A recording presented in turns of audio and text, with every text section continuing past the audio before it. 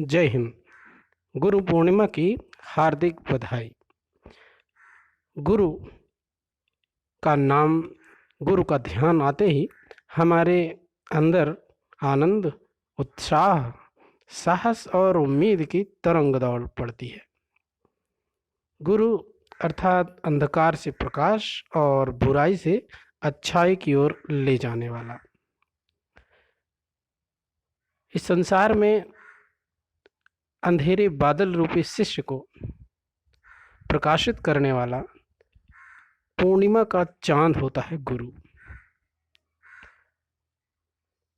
गुरु को ब्रह्मा विष्णु महेश, निर्माता, भगवान, सृष्टा, रक्षक, विनाशक अनेक उपमाओं से संजोया गया है।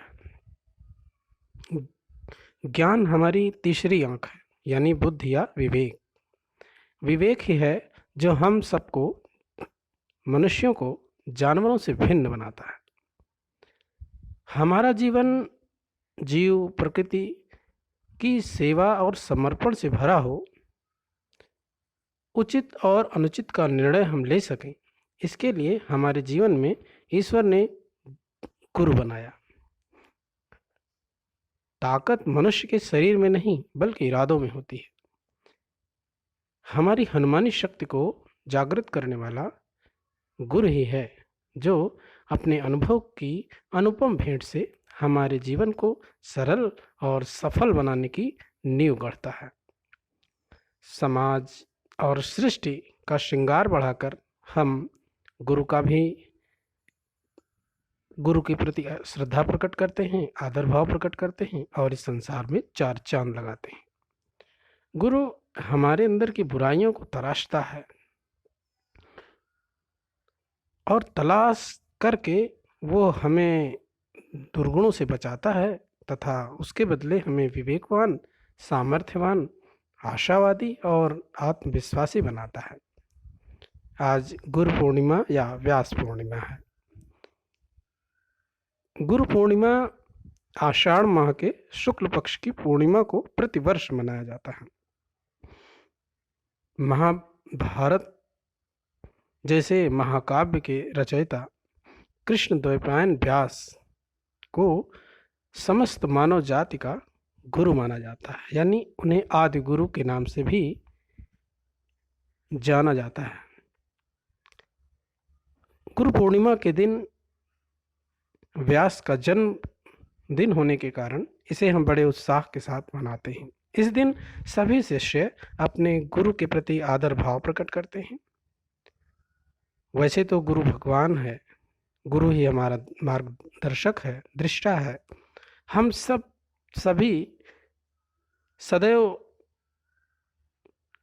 उनके उपकार से दबे रहेंगे। रात दिन सोते जागते सदैव हमें अपने गुरु का ध्यान रखना चाहिए, लेकिन यह पर्व विशेष रूप से उन्हें याद करने और उनके प्रति श्रद्धा प्रकट करने का दिन विशेष है। और यह दिन भी ऐसे समय पर है जब मौसम मनुष्य के शरीर के लिहाज से बेहद सुखद है। गर्मी की ताप को झेलने के बाद वर्षा ऋतु के आगमन से ये वातावरण, मौसम और बहुत सुखद हो जाता है। यह साधना और ध्यान के लिए बहुत ही बेहतर समय होता है। गुरु जिसके नाम स्मरण और शरण में जाने से मनुष्य को मुक्ति मिल जाती है। साधना हो या शास्त्र, किसी भी क्षेत्र में गुरु से जुड़ा सब कुछ श्रेष्ठ और सर्वोपरि है। जिस जगह गुरु है वह स्थान शिष्य के लिए कैलाश के समान पवित्र है, ऊंचा है, श्रेष्ठ है। गुरु वह कारण है जिससे हमारी चेतना में उजियारा होता है। गुरु कृपा प्राप्त करने के लिए सच्चे हृदय और विनीत भाव की अत्यंत आवश्यकता होती है। गुरु अच्छाई बुराई को ध्यान में रखकर हमें एक नेक और श्रेष्ठ इंसान बनाता है। वो अच्छाई बुराई के भेद को समझने की शक्ति उत्पन्न करता है। गुरु वो सूर्य की भांति है जो निर्विकार चतुर्दिक समदर्शी भाव से जगमगाता रहता है। मनुष्य के भीतर सोए हुए ज्ञान या परमात्मा को जागृत करने वाला यही गुरु है। गुरु ज्ञान का विस्तार करने वाला पिता या अभिभावक होता है। गुरु अज्ञानता का निवारक, धर्म का मार्गदर्शक और मनुष्य को श्रेष्ठ और संस्कारी बनाने वाला है। अतः गुरु के बताए अनुशासन, नियम व मर्यादा पर श्रद्धापूर्वक चलना हर शिष्य का कर्तव्य है। तो साथियों, गुरु बनाने से अधिक महत्वपूर्ण है कि हम गुरु की बात को मानें। गुरु पारस है जो शिष्य रूपी लोहे को सोना यानी अत्यंत बहुमूल्य बना देता है।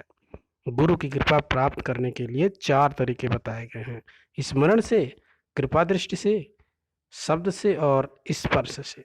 तो हमें अपने श्रद्धा और विश्वास के साथ अपने गुरु को नमन प्रणाम करते रहना चाहिए और उसके मार्ग पर चलना चाहिए।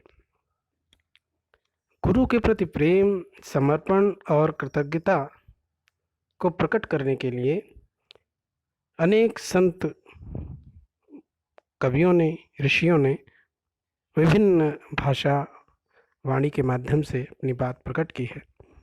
कबीरदास ने भी अपने अनेक पदों में गुरु की महिमा का बखान किया है। वो तो खुद कहते हैं कि गुरु के मिलने के बाद ही हमको जीवन का गोविंद की कृपा होने संभावना है। वो तो बताते हैं कि राम नाम के पट्टे यानी ज्ञान जो दिया है गुरु ने, उसके बदले में संसार में कोई भी कितनी भी महंगी वस्तु हो, उसके बदले हम गुरु को कुछ नहीं दे सकते। तो सतगुरु प्राप्त हो, इसके लिए हमें सत्कर्म करना चाहिए, गुरु के बताए मार्ग पर चलना चाहिए। हमें जन्म से लेकर जीवन के जिस बिंदु पर हम लोग हैं आज तक, माँ, पड़ोसी, भाई, जिसने भी हमारा मार्गदर्शन किया वो सब हमारे गुरु हैं। तो हमें अपनी मार्गदृष्टा या अज्ञानता और अविद्या से बचाने वाले उन पथ प्रदर्शकों का सदैव आदर करते रहना चाहिए। धन्यवाद।